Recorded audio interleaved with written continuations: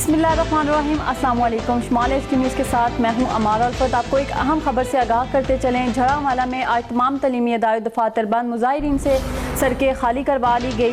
7 रोज़ के लिए दिफा 144 लगा दिया गया।